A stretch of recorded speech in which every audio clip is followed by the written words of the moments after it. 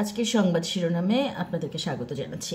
আজকের দিন সোমবার 6 জানুয়ারি 2025, 22 পৌষ 1431 এবং 5 রজব 1446। দেশ রূপান্তর থেকে আপনাদেরকে হেডলাইনগুলো পড়ে শোনাই। আগে, খালেদা জিয়া লন্ডন যাচ্ছেন আজ, এরকম একটা হেডলাইন করেছে দেশ রূপান্তর। এছাড়া 19 জনের মত চাইবে কমিশন, সেটাও বলছে দেশ রূপান্তর। এখানে সংবিধান সংস্কার নিয়ে কথা বলা হয়েছে। বলা হচ্ছে পুনর্লিখন না হলেও কার্যকর সংস্কারের মাধ্যমে জন আকাঙ্ক্ষা বাস্তবায়ন করা সম্ভব, এটা বলেছেন আলী রিয়াজ। আর আরেকটা হেডলাইন দেখতে পাচ্ছি, রাজনৈতিক দলগুলোর সঙ্গে আলোচনায় বসবে সরকার। অন্যদিকে বলা হচ্ছে তারেক রহমানের 4 মামলা বাতিলের রায় বহাল এবং টিউলিপের আরও এক বিনামূল্যের ফ্ল্যাটের খোঁজ পাওয়া গেছে। 50 বিচারকের ভারতে প্রশিক্ষণ কর্মসূচি বাতিল করা হয়েছে। তারা কয়েকদিন আগেই তোড়জোড় করছিলেন যে ভারতে যাবেন ট্রেনিং নিতে, তো সেটা বাদ হয়ে গেছে। 72-এর সংবিধানে নতুন করে ঠিক করার কিছু নেই, এটাও একটা হেডলাইন। এটা 72-এর সংবিধানকে নতুন করে ঠিক করার কিছু নেই বলে মন্তব্য করেছেন গণফোরামের এমিরেটস সভাপতি ডক্টর কামাল হোসেন। আচ্ছা, আরেকটা নিউজ করেছে দেশ রূপান্তর, শীতকালীন ডায়রিয়ায় আক্রান্ত 80% শিশু। সবসময় তাই হয়, যখনই ডায়রিয়ার প্রকোপ বাড়ে তখন শিশুরাই বেশি আক্রান্ত হয়, আপনারা সাবধান থাকবেন। অনুকূল পরিবেশ হলে শিগগিরই ফিরবেন তারেক রহমান। বিএনপি স্থায়ী কমিটির সদস্য সালাউদ্দিন আহমেদ বলেছেন এই কথা, যে অনুকূল পরিবেশ হলে দেশে ফিরে আসবেন তারেক রহমান।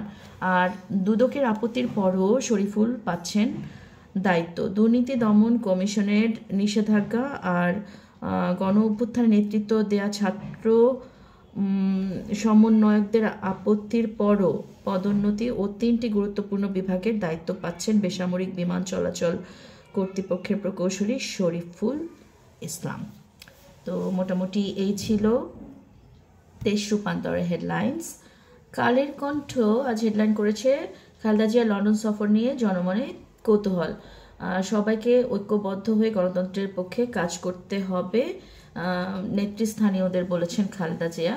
আর তারেক রহমানের 4 মামলা বাতিলের রায় বহাল রয়েছে, এইটাও একটা হেডলাইন কালের কণ্ঠের। ছাত্র সংসদ নির্বাচন 5 মাসেও গতি পায়নি। ঢাকা বিশ্ববিদ্যালয় ও বেরোবিতে আলটিমেটাম, শুধু ঘোষণা হয়েছে জাকসু নির্বাচনের রোডম্যাপ কমিটি গঠন করে দায় সেরেছে বেশিরভাগ বিশ্ববিদ্যালয়, এমনটা বলছে কালের কণ্ঠ।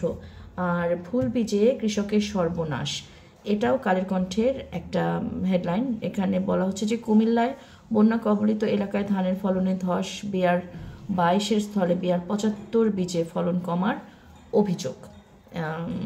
তারপর আরেকটা হেডলাইন দেখতে পাচ্ছি, দেশে বেকার বেড়েছে, এখন 26,60,000। আগের বছরের একই সময়ে ছিল 24,90,000। বেকারত্বের হার বেড়ে 4.49% হয়েছে। বিদ্যমান পরিস্থিতিতে বেকারত্ব আরও বাড়বে, মোহাম্মদ হাতেম একথা বলেছেন। কালের কণ্ঠের হেডলাইন্স আমরা জানলাম, এবার প্রথম আলোর হেডলাইন্সগুলো জেনে নিই। বঞ্চিত ও বৈষম্যের শিকার সহ নানা দাবিতে 101 আন্দোলন। নানা দাবিতে ঢাকায় সড়ক অবরোধের কারণে যানজটে জনদুর্ভোগ। বেশিরভাগ আন্দোলনকারী নিজেদের বঞ্চিত বা বৈষম্যের শিকার দাবি করছেন। নানা ব্যানারে সরকারি বেসরকারি চাকরিজীবী ছাত্র সংগঠন শ্রমিক সহ বিভিন্ন শ্রেণী পেশার মানুষ স্বার্থ সংশ্লিষ্ট বিষয়ে আন্দোলন করছেন। প্রথম আলো হেডলাইন করেছে এই সংক্রান্ত। চিকিৎসার জন্য আগামীকাল লন্ডনে যাচ্ছেন খালেদা জিয়া। আজকে দেখা যাচ্ছে যে গুরুত্বপূর্ণ বেশ সবগুলো পেপারেই খালেদা জিয়ার বিদেশ যাওয়ার ব্যাপারটাকে গুরুত্বের সাথে নেওয়া হয়েছে।